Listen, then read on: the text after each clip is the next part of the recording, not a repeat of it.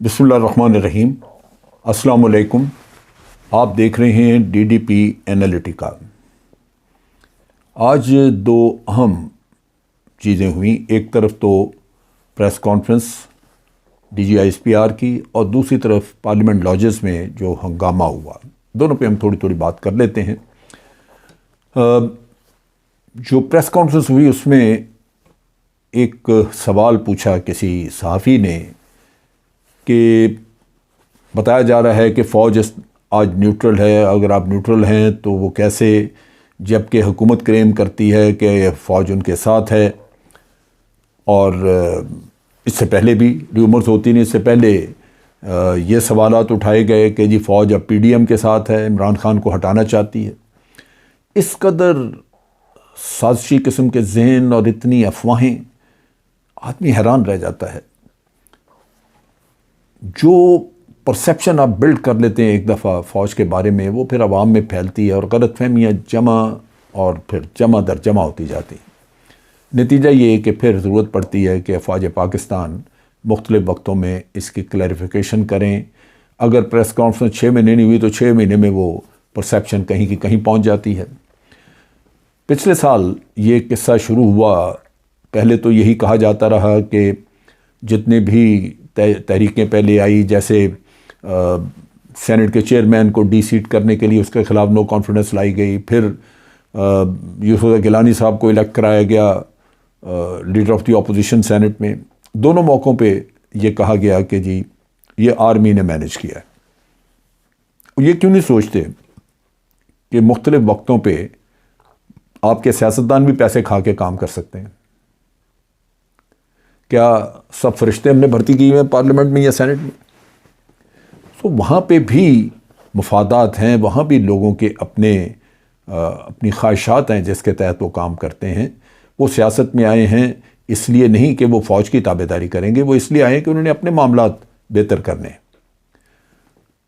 پچھلے سال جب D G I S I کی پوسٹنگ کا قصہ تھا تو اس پہ ایک باہر ماحول ایسا بنا کے رکھا گیا جس سے یہ ظاہر ہو کہ پرائم منسٹر عمران خان اور chief of the army staff general Qamar Javed Bajwa, ان دونوں کے درمیان کوئی بڑی لڑائی چل رہی ہے، جنگ چل رہی۔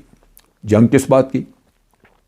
پرائم منسٹر ملک کا حکم اعلیٰ ہے، اس نے فیصلہ کرنا ہے، اور chief of the army staff اس کا تابع ہے، اس نے اس کے فیصلے کو ماننا ہے۔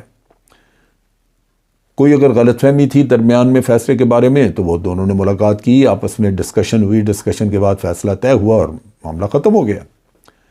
لیکن اپوزیشن نے، پی ڈی ایم نے یہ بات پھیلانا شروع کی کہ G D G I S I کی اپوائنٹمنٹ کے اوپر، اس کی پوسٹنگ کے اوپر حکومت اور فوج کے درمیان معاملہ گڑبڑ ہو گیا ہے، اور اب فوج ان کو نہیں پی ڈی ایم کو سپورٹ کر رہی۔ یہ ایسا معاملہ چلا کہ بالآخر سوالات کرنے پر لوگوں نے کیے، کیونکہ بات بہت زیادہ پھیل گئی، سوالات کیے، پھر D G I S P R کو کہنا پڑا کہ ہمارا کوئی سیاست سے تعلق نہیں۔ اگر کوئی یہ کہہ رہا ہے کہ ہم پی ڈی ایم کے ساتھ ہیں اور پی ڈی ایم کو سپورٹ کر رہے ہیں تو پھر ثبوت اس سے مانگیں تاکہ وہ شواہد سامنے آئیں تو ہمیں بھی پتہ چلے کہ ہم کیا کر رہے ہیں۔ اسی طرح اب یہ کہانی چلی کہ جناب ایک طرف پی ڈی ایم نے کہنا شروع کیا کہ آرمی نیوٹرل ہے، اور حکومت نے کہنا شروع کیا کہ فوج ہمارے ساتھ ہے۔ پھر اس سے ایک غلط امپریشن۔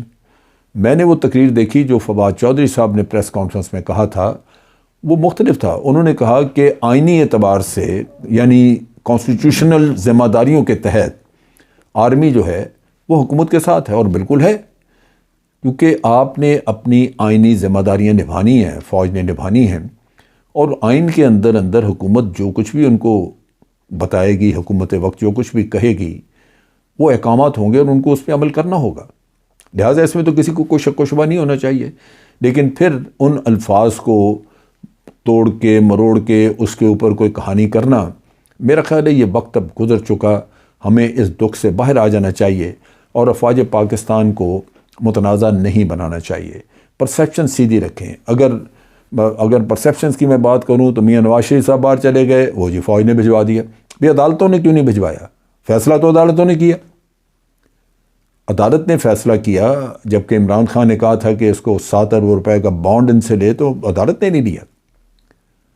اسی طرح اگر کوئی نیب نے کسی کو پکڑ لیا، نیب نے 2 مہینے جیل میں رکھا، پھر عدالت سے چھوٹ گیا کہ جی فوج نے مہربانی کر دی، اس کو نکلوا دیا ہے، شہباز شریف صاحب باہر آ گئے کیونکہ فوج سے بات ہو گئی ان کی۔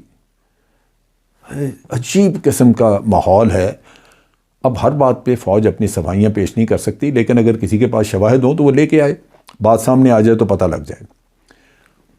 اب ہمیں میرا خیال ہے اس چیپٹر سے اس کو کلوز کر دینا چاہیے، اور آرمی نے بارہا یہ کہا ہے کہ ہمارا سیاست سے تعلق نہیں۔ جس الیکشن میں آپ نے اتنا آرمی کو رگیدا، سلیکٹڈ فوج نے سلیکٹ کیا، جی سلیکٹ کرنے والے اب ان سے تنگ ہیں، وہ تجربہ کافی آرمی کے لیے ایک سبق بن چکا ہے۔ الیکشن کرانے کے لیے الیکشن کمیشن نے فوج کو بلایا تھا، فوج خود کسی کے پاس نہیں گئی تھی کہ ہم سے الیکشن کرائیں تاکہ ہم اس میں دھاندلی کرا دیں۔ تو یہ چیزیں سمجھنے کی ہیں، عوام کو سمجھنی چاہیے تاکہ ان پہ بہت زیادہ اپنی مغز ماری نہ کی جائے۔ اب دوسرا ایشو ہے جو کہ آج انتہائی افسوسناک ہنگامہ پارلیمنٹ لاجز میں ہوا۔ پہلے میں یہ سمجھتا تھا کہ حکومت نے ان لوگوں کے اوپر سیدھا پولیس بھیج کے پکڑ دکڑ شروع کر دی۔ حکومت کو چاہیے تھا کہ پہلے بات چیت سے معاملہ حل کرتے، لیکن جب میں نے ابھی شیخ رشید صاحب کی پریس کانفرنس سنی تو یہ غلط فہمی دور ہو گئی۔ وہ بتا رہے تھے کہ ہم نے 5 گھنٹے ان سے مذاکرات کیے، ان کو کہا کہ یہ جو انصار الاسلام ٹائپ آپ نے جتھا بلا کے رکھا ہے یہاں پہ، اپنی خاکی وردیوں میں آئے ہوئے ہیں، وہ ایک پرائیویٹ فوج کی طرح، وہ واپس جائیں، ان کو یہاں پارلیمنٹ لاجز میں آنے کا کوئی ان کا اختیار نہیں، ان کو اجازت نہیں دی جا سکتی آج۔ پھر شیخ رشید کی بات چیت سے یہ بھی پتہ چلا کہ 2019 میں انصار الاسلام کو کالعدم قرار دے دیا تھا حکومت نے، کیونکہ پاکستان میں دہشت گردی بہت زیادہ ہونے کی وجہ سے تمام اس طرح کی جماعتیں جن پہ شک تھا یا جو منظم طریقے سے موجود تھی ملک میں، ان کو ختم کیا گیا، جس میں جیش محمد بھی تھا، لشکر طیبہ والے یا اس کو جماعت الدعوہ کہتے ہیں، جماعت الدعوہ بھی تھی، یہ بھی تھے انصار الاسلام۔ تو ان سب کو ختم کیا گیا تاکہ کوئی بھی آرگنائز باڈی جو کہ فوج کے نظم و نسق کے ساتھ ملتی جلتی ہو وہ ملک میں اپنے طور پہ کام نہ کرے۔ اگر کوئی ایسے منظم فورس ہوگی تو وہ حکومت پاکستان کی ہوگی اور کسی کی نہیں ہوگی۔ اور شیخ رشید صاحب نے بتایا کہ 5 گھنٹے ان کو راضی کرنے میں لگے، سمجھانے میں لگے، لیکن یہ نہیں باز آئے، ان کو نہیں بھیجا انہوں نے۔ پھر پولیس بلائی گئی اور اس کے ذریعے کیا گیا۔ اب آپ سوچئے یہ قانون کو ہاتھ میں لینا، اور پھر جس آپ کہہ لیجئے کہ جس طرح بے ہنگم طریقے سے اور برے طریقے سے JUI کے مولوی لڑتے رہے اور پولیس کے ساتھ ہاتھا پائی، کیا یہ مناسب ہے کہ آپ ملک کی لا انفورسمنٹ ایجنسیز کو اس طرح بے توقیر کریں؟ آپ سوچئے کہ روزانہ کی بنیاد پہ ٹیررسٹ پکڑے جا رہے ہیں۔ شیخ رشید نے آپ نے یہ بھی بتایا کہ 12 سے ایک خاصا بڑا گینگ پکڑا گیا ہے جو کہ 23 مارچ پہ غالباً یہاں پہ دہشت گردی کروانا چاہ رہا تھا۔ میں نے اپنی اس سے پہلے بھی ایک ویڈیو میں کہا تھا کہ دہشت گرد ان موقعوں کی تلاش میں ہوں گے جب یہاں پہ ہمارے ہاں OIC کی کانفرنس ہو رہی ہوگی، 23 مارچ کی پریڈ آ رہی ہے، یا ویسے بھی کوئی بھی امپورٹنٹ دن ہوگا تو اس پہ دہشت گرد کوئی نہ کوئی کام کرنے کی کوشش کریں گے۔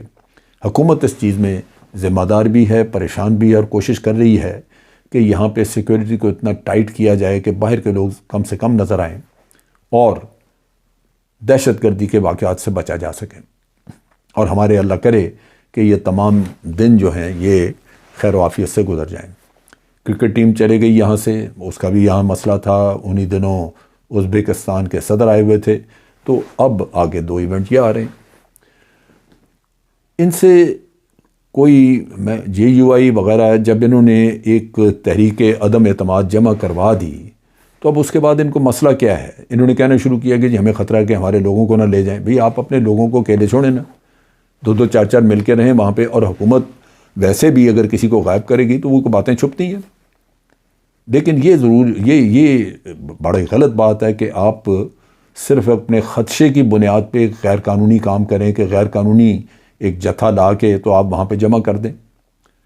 کبھی بھی ان سے کوئی اچھی چیز کی توقع نہیں کی جا سکی جس میں ملک کے لیے نیک نامی ہو، جس سے ملک کے اندر کو حالات بہتر ہوں، سوائے انتشار کے ان لوگوں سے اور کچھ نہیں دیکھنے کو ملتا۔ یہ انتہائی افسوس کی بات ہے۔ میری گزارش ہوگی تمام پاکستانیوں سے کہ خدا را ان لوگوں کو کنڈیم کریں، ان کو بتائیں، ان کے خلاف احتجاج کریں کہ یہ ہوش کے ناخن لیں۔ ہوش کے ناخن لینے کی بجائے جو آج انہوں نے کام کیا، مولانا نے کال دی اپنے لوگوں کو کہ تمام شہروں میں سب طرف سے یہ ان کے لوگ جو ہیں کارکن وہ اسلام آباد پہنچیں۔ نتیجہ یہ ہوا کہ پشاور میں، کوئٹہ میں احتجاج شروع ہو گئے، سڑکوں کے اوپر ٹائر جلانے شروع کر دیے۔ سارے ملک کا امن آپ خراب کر رہے ہیں۔ اس سے تو یہی ذہن میں آتا ہے کہ آپ نے مدرسے کھولے صرف اس لیے، مدرسوں میں بچوں کو تعلیم کے لیے نہیں، صرف اس لیے کہ وہ آپ کے غلام بن جائیں، جب آپ کو ضرورت پڑے آپ ان کو اپنی فورس کے طور پہ استعمال کریں۔ اس سے تو میرا خیال ہے کہ حکومت کو سوچنا چاہیے کہ ان مولویوں سے مدرسے واپس لے لیے جائیں تو وہ زیادہ بہتر ہے، تاکہ یہ لوگ اپنے بل بوتے پہ اپنی سیاست کر سکیں۔ دین کے نام پہ پہلے ہی سیاست جو ہے وہ میں سمجھ رہا ہوں کہ ایک تکلیف دہ بات ہے، جس سے دکھ ہوتا ہے کہ دین کو مس یوز کیا جاتا ہے۔ لیکن اس کے ساتھ ساتھ اگر دین کے نام پہ آپ اپنی فوج، اپنی پرائیویٹ آرمی بنا کے رکھیں تو وہ تو کسی بھی ملک میں کوئی اس کو قبول نہیں کرے گا۔ اس پہ ذرا سوچئے، اور اس پہ ضروری ہوگا کہ عوام اپنا رد عمل دیں تاکہ ان لوگوں کو رائے راست پہ لایا جا سکے۔ آج کے لیے اتنا ہی۔ افواج پاکستان زندہ باد، پاکستان پائندہ باد۔